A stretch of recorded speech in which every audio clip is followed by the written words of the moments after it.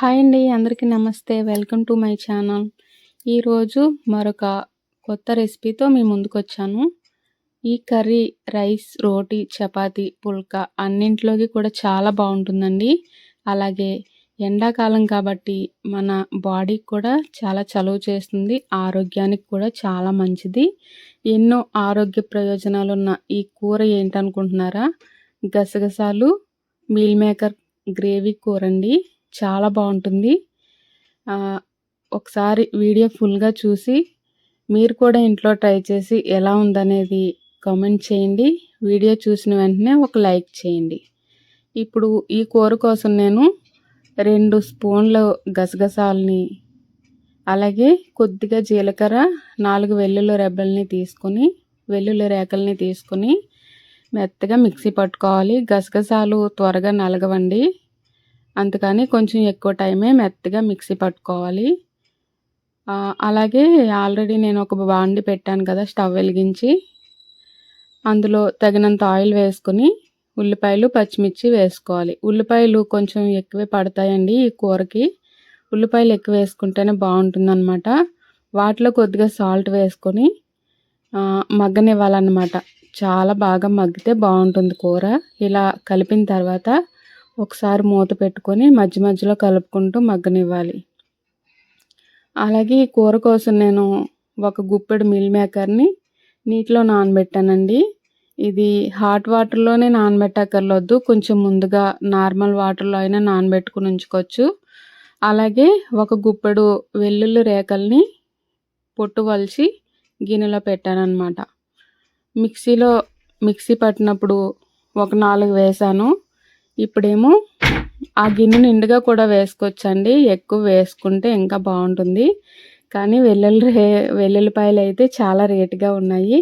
ఇప్పుడు నేను కూర వండే గసగసాలు కూడా చాలా రేటు ఉన్నాయండి. ఇది మటన్ కంటే, చికెన్ కంటే, జీడిపప్పు కంటే కూడా ఎక్కువ రేట్ అనమాట గసగసాలు అంటేని. అంటే 100 గ్రాముల గసగసాలు 300 రూపాయలు అనమాట. అందుకోసమే నేను ఇది వరకు తెచ్చినవి ఉన్నా కానీ అలా ఉంచానండి. ఏదైనా చికెన్ గ్రేవీ కర్రీ వండుకున్నప్పుడు వేసుకోవడానికి ఉంటుంది కదా అని. కాకపోతే ఎక్కువ రోజులు నిలువ ఉంటే పురుగు పట్టేస్తాయండి. పాడైపోవడానికి రెడీగా ఉందని ఇంకా నేను ఈ కూర అయితే రెడీ చేస్తానన్నమాట. అంటే ఎక్కువ ఉండి కాదు, పాడైపోతుందని నేను ఈ కూర అయితే రెడీ చేస్తాను. ఉల్లిపాయలు సగానికి పైగా మగ్గిన తర్వాత వెల్లుల్లిపాయలు వేసుకొని మళ్ళీ బాగా మగ్గనివ్వాలండి వెల్లుల్లిపాయలు కూడాని. ఇంకా ఉల్లిపాయలు, వెల్లుల్లిపాయలు బాగా ఫ్రై అయ్యాయి అని అనిపించాక మిక్సీ పట్టుకున్న గసగసాల పేస్ట్ని మొత్తంగా అందులో వేసేసుకుని కలుపుకోవాలి. గసగసాల్లో చాలా హెల్తీ బెనిఫిట్స్ ఉన్నాయండి. ఎన్నో రకాల ఆరోగ్య ప్రయోజనాలు ఉన్నాయి. ఇప్పుడు అందరిలో అధికంగా ఉండే సమస్య ఏమిటంటే నిద్ర పట్టకపోవడం అండి. ఇంట్లో పరిస్థితుల రీత్యా చాలా ఆరోగ్య కారణాలను బట్టి నిద్ర అనేది ఉండట్లేదు చాలామందికి. అలాంటి వాళ్ళు ఈ గసగసాలని కొద్దిగా పెనంపై వేసి చిటపటలాడతాయి కదండి వేడి చేస్తుంటేని, నూనె వేయకూడదన్నమాట. అలా వేయించి ఒక శుభ్రమైన తెల్లని కాటన్ క్లాత్లో వేసుకుని వాటిని స్మెల్ చూస్తూ ఉంటే పడుకున్నప్పుడు అలా 2-3 సార్లు స్మెల్ చూసేసరికి నిద్ర బాగా వచ్చేస్తుందంటండి. ఈ గసగసాల కాయలతో కూడా మనకి మత్తు పదార్థాలు అవి తయారు చేస్తూ ఉంటారంట. చాలా వీడియోస్లో అయితే చూశాను. ఈ గసగసాల కూర అయితే పచ్చం, అంటే బాలింతరాలకి పచ్చం పెడతారు కదా, ఆ పచ్చం కూరలో మా అమ్మ అయితే ఎక్కువగా ఇలా వెల్లుల్లిపాయలు, పప్పు నూనె వేసి బాగా వండి పెట్టేదన్నమాట. నాకు ఆ అలవాటండి. ఈ కూర మా ఇంట్లో అందరం కూడా తింటాము. ఇక మిక్సీ పట్టిన గసగసాలు వేసిన తర్వాత కొంచెం అడుగు ఉంటుందండి. అందుకని దగ్గరుండి కలుపుకుంటూ ఉండాలి.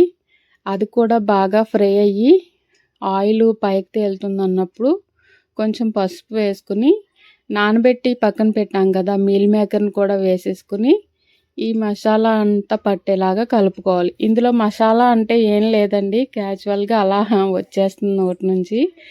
గసగసాలు, జీలకర్ర, కొద్దిగా వెల్లుల్లి రెబ్బలు వేసాను అంతే, ఇంకా ఏమీ వేయలేదన్నమాట. అసలే ఎండాకాలం కాబట్టి అన్నీ తగ్గించుకుని తింటూ ఉండాలండి. ఎక్కువ కారం కూడా తినకూడదు. నేను ఆల్రెడీ పచ్చిమిర్చి 5 వేసాను కాబట్టి అవే కొంచెం ఘాటుగా ఉంటాయి. కారం కొద్దిగా వేసాను.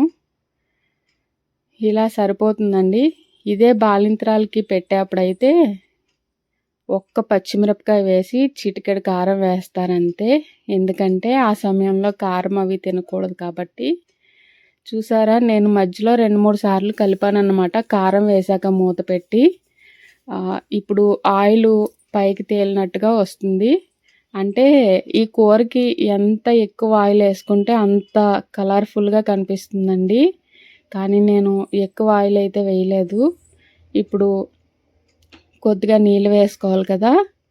ఈ గసగసాలు మిక్సీ పట్టిన జార్లోనే కొద్దిగా నీళ్ళు తొలిపి ఇందులో వేస్తున్నాను అనమాట. ఇంకా సరిపోలేదనిపించి ఇంకొన్ని నీళ్ళు అయితే వేసానండి. ఎక్కువ నీళ్ళు వేసుకోకూడదు. ఎందుకంటే ఇంకా బాగా వేయించాం కదా మనం గసగసాల పేస్ట్ కూడా వేసిన తర్వాత, అందుకని ఎక్కువగా అయితే ఉడికించక్కర్లొద్దు. ఇలా కొద్దిగా నీళ్ళు వేసుకుని బాగా కలిపి 2 నిమిషాలు ఉడికిస్తే సరిపోతుందండి. ఉంటే ఈ సమయంలో కొద్దిగా కొత్తిమీర కూడా వేసుకోవచ్చు.